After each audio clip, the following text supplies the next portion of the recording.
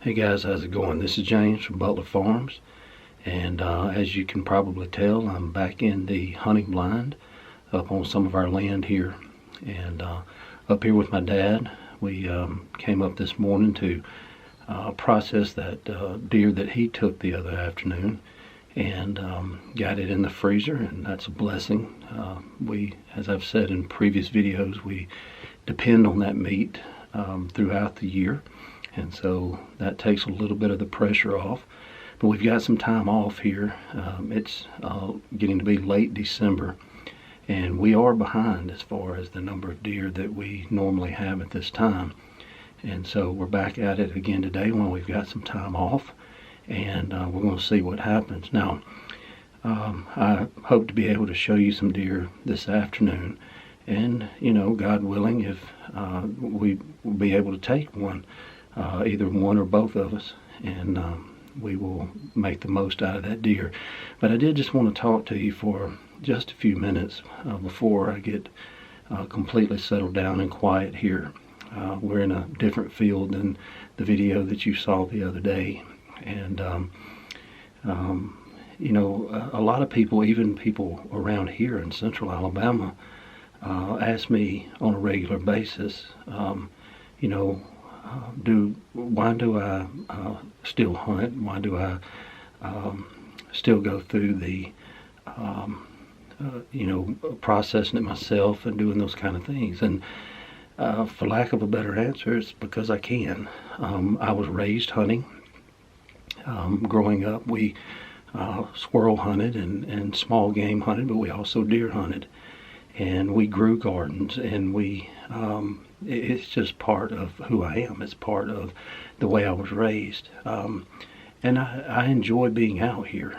There is a connection that I have, not only to the outdoors in general, just from the way I was raised and being in the outdoors, hunting and fishing and just enjoying God's creation. But this piece of land in particular, where I showed you in the last video and where I am today, I know for a fact that many years ago, at least my great-great-grandfather farmed this very piece of land now that I'm sitting on and that I'm overlooking one of our fields here.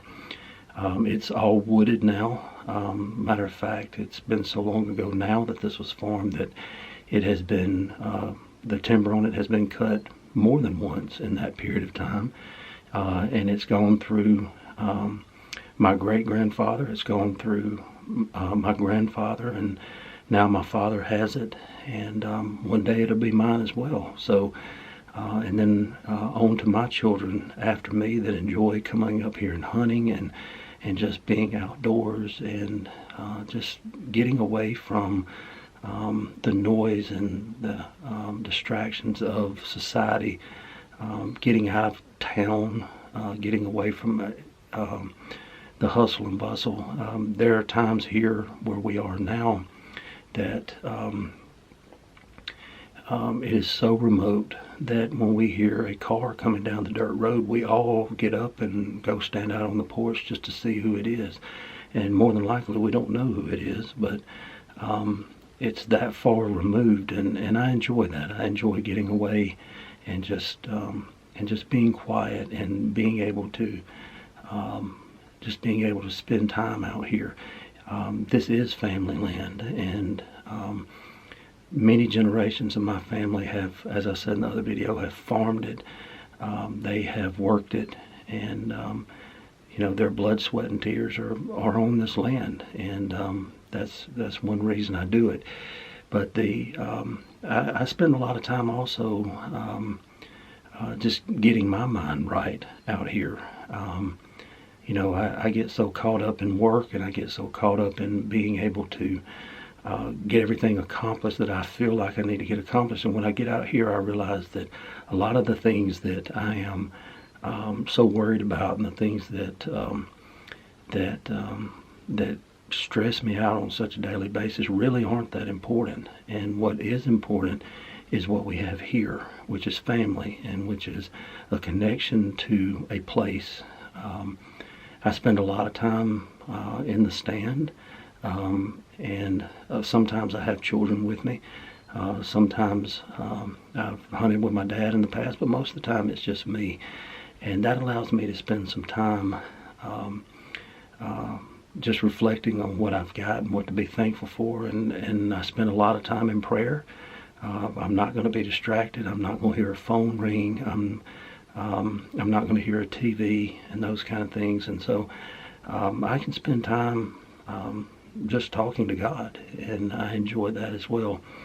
But there is also a practical aspect to this, and from my other videos that more and more I'm trying to become more self-reliant, growing and producing my own food, and most of my channel is built around gardening, and is built around raising plant food, vegetables and fruits and those kind of things. But there is also an aspect of of where we get our meat and where we get our protein from. And as I'm getting older, I'm wanting to try more things. I would love to be able to get into chickens and maybe some small livestock, but it doesn't change the fact that that we, as I've said multiple times in the last video and in this video, we depend heavily on deer meat. Not because we have to, but because we want to. I've laughed in the past when we have been out of deer meat or something like that, and we make a dish at home that normally would have deer meat in it, and my children, well, you can see by their faces that something's not right, and they can taste the difference. They've been raised that way. It's clean, it is organic, whichever definition of organic you go by, it gets no more organic than this. We do plant green fields for our deer. There are places, including this field that I'm sitting on today, where there are feeders, but normally they don't usually mess with the feeders much. They go to the grass that we have planted for them, and the green field crops that we've planted for them. And other than that, they are eating what wild deer eat. They're eating acorns, and they're eating other things in the woods. And so this is the cleanest, most nutritious meat that I can put on the table for my family. That being said, it is a lot of work. My dad and I spend a lot of time planting green fields and building stands, and we spend a lot of time up here in which we're not hunting. And that's okay, because again, it gets me out here. I enjoy that type of work, and it's something that when I do bring my children, or I bring other people up here with me, they've got a good place to hunt, and they know that what they're getting here is going to be high quality. Now, again, we do all the processing ourselves. We don't add anything to it. A lot of people are surprised that, especially with all of my ground meat, which we use the most of, that we don't add any fat to it. I don't bring in beef fat or anything else to put in it, and because I've had bad experiences with that in the past, and so it's just the purest red meat that you've ever seen. And it's also healthy for you. One of my doctors one time was telling me about my diet and said that I needed to cut back or even eliminate all red meat. And I said, well, I don't normally eat red meat, as in beef and those kind of things. And but I eat a lot of deer, a lot of venison, and that I don't add any fat to it. And his exact response was, well, that's fine. You can have all of that you want. So even the doctors recognize that this is high quality, organic, no additives, nothing to the food that I'm providing for my family. And it's nice to have it there, especially in these times where inflation and other things are making it difficult for people to eat well. Growing your own food, producing your own food is is getting more and more important. Especially, you're paying more money now for food that is not near as nutritionally dense as it used to be. Even the fruits and vegetables that people buy at the store, it's been proven in studies that they do not have the same level of nutrients and vitamins and minerals in them that they once did, and they can prove that. They've tested it, and so it's becoming more and more important, and especially as prices keep rising. Now, a lot of people don't have the luxury that I have. Again, this is family land. We've always been on this land, and a lot of people don't have that, but everybody can do something.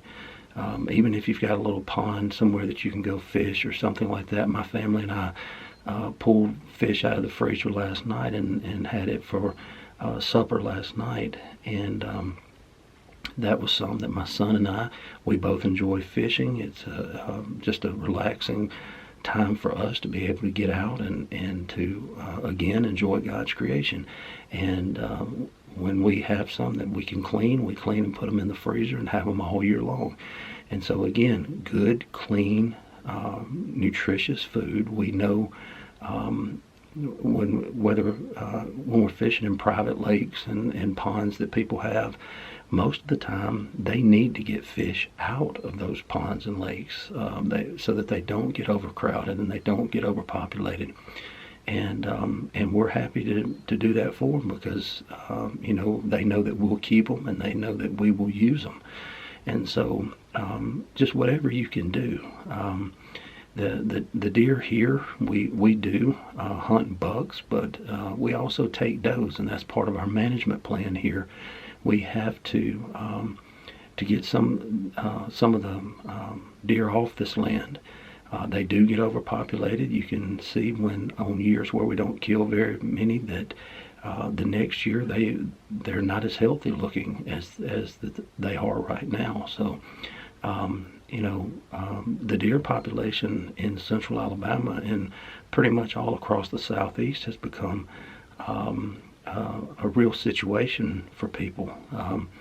The amount of vehicle accidents that occur because of deer, and then just the aggravation of trying to grow anything, especially out where we live, and keep the deer out of them long enough for it to be able to come up is a big problem. So, not only are we helping the resource and helping the environment, it also helps us.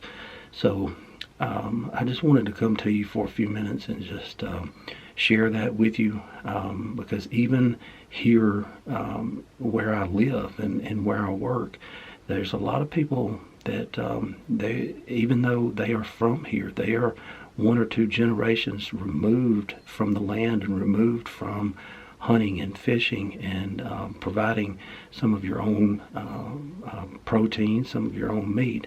And just in that short period of time, they just don't understand the appeal. They don't understand the benefits of what we do. And not only for the resource, but also to feed our family a high quality food source. So I'm going to get off here and I'm going to get still and quiet and see what happens this afternoon. Maybe I can come back on and show you some deer here shortly. But if not, I thank you for being with me. I thank you for watching these videos, and I thank you for liking and subscribing and sharing. It's been a blessing to me, and it's a blessing to be able to make these videos and to share them with you, and that just to know that you're out there and that you're watching. So again, I'm going to get quiet and get still and see what happens this afternoon. And if I don't see you later on in this video, I'll see you in the next one. This is James from Butler Farms.